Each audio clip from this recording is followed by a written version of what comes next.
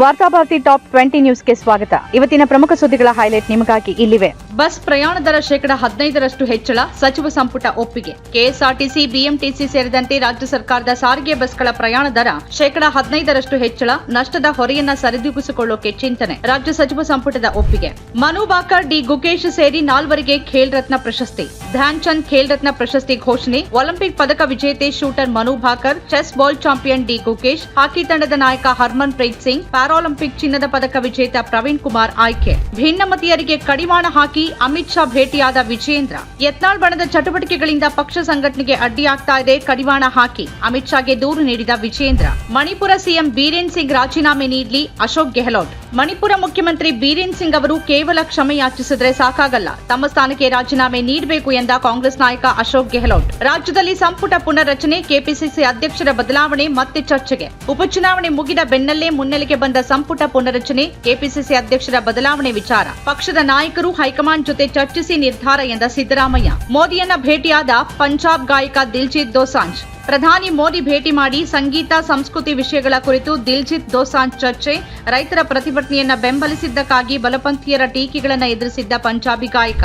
ಬಾಂಗ್ಲಾ ಹಿಂದೂ ಸನ್ಯಾಸಿ ಚಿನ್ಮಯ್ ಕೃಷ್ಣದಾಸ್ ಜಾಮೀನು ಅರ್ಜಿ ವಜಾ. ದೇಶದ್ರೋಹದ ಆರೋಪ. ಬಂಧನದಲ್ಲಿರುವ ಇಸ್ಕಾನ್ ಮಾಜಿ ಸದಸ್ಯ ಹಿಂದೂ ಸನ್ಯಾಸಿ ಚಿನ್ಮಯ್ ಕೃಷ್ಣದಾಸ್ ಸಲ್ಲಿಸಿದ್ದ ಜಾಮೀನು ಅರ್ಜಿ ತಿರಸ್ಕರಿಸಿದ ಬಾಂಗ್ಲಾ ನ್ಯಾಯಾಲಯ. ಪೂಜಾ ಸ್ಥಳಗಳ ಕಾಯ್ದೆ, ಓವೈಸಿ ಸಲ್ಲಿಸಿದ್ದ ಅರ್ಜಿ ವಿಚಾರಣೆಗೆ ಸುಪ್ರೀಂ ಕೋರ್ಟ್ ಸಮ್ಮತಿ. ಪೂಜಾ ಸ್ಥಳಗಳ ಕಾಯ್ದೆ 1991ರ ಪರಿಣಾಮಕಾರಿ ಅನುಷ್ಠಾನಕ್ಕೆ ಕೋರಿ ಎಎಂಐಎಂ ಮುಖ್ಯಸ್ಥ ಅಸದುದ್ದೀನ್ ಓವೈಸಿ ಅರ್ಜಿ ವಿಚಾರಣೆ ನಡೆಸೋಕೆ ಸುಪ್ರೀಂ ಕೋರ್ಟ್ ಸಮ್ಮತಿ. ಪವಾರ್ ಬಣಗಳ ಪುನರ್ ಮಿಲನಕ್ಕೆ ಅಜಿತ್ ಪವಾರ್ ತಾಯಿ ಸಲಹೆ. ಎನ್ಸಿಪಿಯ ಉಭಯ ಬಣಗಳು ಒಗ್ಗೂಡುವಂತೆ ಸಲಹೆ ನೀಡಿದ ಮಹಾರಾಷ್ಟ್ರದ ಉಪಮುಖ್ಯಮಂತ್ರಿ ಅಜಿತ್ ಪವಾರ್ ತಾಯಿ. ಅಜಿತ್ ಪವಾರ್ ಹಾಗೂ ಶರದ್ ಪವಾರ್ ನೇತೃತ್ವದ ಪಕ್ಷಗಳು ಮತ್ತೆ ಒಂದಾಗಬೇಕು ಎಂದ ಆಶಾ ತಾಯಿ. ಸಿಡ್ನಿ ಟೆಸ್ಟ್, ರೋಹಿತ್ ಶರ್ಮಾ ವಿಶ್ರಾಂತಿ ಸಾಧ್ಯತೆ. ಬಾರ್ಡರ್ ಗವಾಸ್ಕರ್ ಟ್ರೋಫಿ ಫೈನಲ್ನಿಂದ ರೋಹಿತ್ ಶರ್ಮಾ ಹೊರಗುಳಿಯುವ ಸಾಧ್ಯತೆ. ನಿರ್ಣಾಯಕ ಪಂದ್ಯದಲ್ಲಿ ಟೀಂ ಇಂಡಿಯಾ ಮುನ್ನಡೆಸಲಿರುವ ಜಸ್ಪ್ರೀತ್ ಬುಮ್ರಾ. ಗಾಜಾ ಮೇಲೆ ಮುಂದುವರೆದ ಇಸ್ರೇಲ್ ವೈಮಾನಿಕ ದಾಳಿ. ಗಾಜಾ ಮೇಲೆ ಮತ್ತೆ ಇಸ್ರೇಲ್ ವೈಮಾನಿಕ ದಾಳಿ. ಮಕ್ಕಳು, ಸಹಾಯ ಕಾರ್ಯಕರ್ತರು ಸೇರಿ 20 ಮಂದಿ ಹತ್ಯೆ. ಮಾಹಿತಿಯನ್ನ ಖಚಿತಪಡಿಸಿಕೊಂಡ ಆಸ್ಪತ್ರೆ ಸಿಬ್ಬಂದಿ. ಸಂಭಲ್ ಶಾಹಿ ಜಾಮಾ ಮಸೀದಿ ಸಮೀಕ್ಷಾ ವರದಿ ಸಲ್ಲಿಕೆ.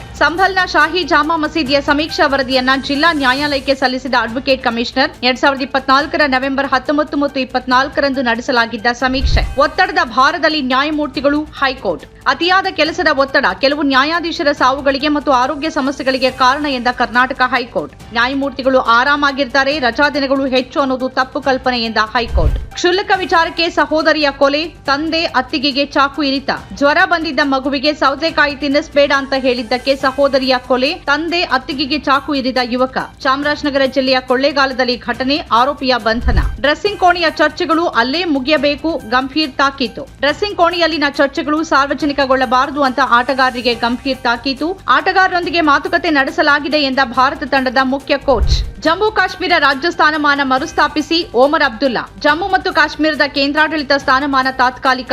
ಕೇಂದ್ರ ಸರ್ಕಾರ ಶೀಘ್ರವೇ ರಾಜ್ಯ ಸ್ಥಾನಮಾನವನ್ನ ಮರುಸ್ಥಾಪಿಸಬೇಕು ಎಂದ ಜಮ್ಮು ಕಾಶ್ಮೀರದ ಮುಖ್ಯಮಂತ್ರಿ ಓಮರ್ ಅಬ್ದುಲ್ಲಾ.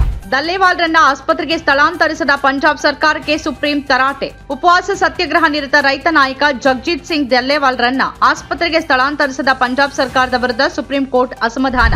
ಬಾಣಂತಿಯರ ಸಾವಿನ ಪ್ರಕರಣ ನ್ಯಾಯಾಂಗ ತನಿಖೆಗೆ ಒಪ್ಪಿಸಿ ಆರ್ ಅಶೋಕ್. ಮಹಿಳೆಯರಿಗೆ 2,000 ರೂಪಾಯಿ ನೀಡೋ ಬದಲು ಬಾಣಂತಿಯರ ಬದುಕಿಗೆ ಗ್ಯಾರಂಟಿ ನೀಡಿದರೆ ಸಾಕು ಎಂದ ಪ್ರತಿಪಕ್ಷ ನಾಯಕ ಆರ್ ಅಶೋಕ್. ಬಾಣಂತಿಯರ ಸಾವಿನ ಪ್ರಕರಣ ನ್ಯಾಯಾಂಗ ತನಿಖೆ ಆಗಬೇಕು ಅಂತ ಆಗ್ರಹ. ಧಾರವಾಡ ಪ್ರತ್ಯೇಕ ಮಹಾನಗರ ಪಾಲಿಕೆಗೆ ಸಚಿವ ಸಂಪುಟ ಸಮ್ಮತಿ. ಹುಬ್ಬಳ್ಳಿ ಧಾರವಾಡವನ್ನ ವಿಭಜಿಸಿ ಪ್ರತ್ಯೇಕ ಧಾರವಾಡ ಮಹಾನಗರ ಪಾಲಿಕೆ ರಚನೆಗೆ ಸಂಪುಟ ನಿರ್ಧಾರ.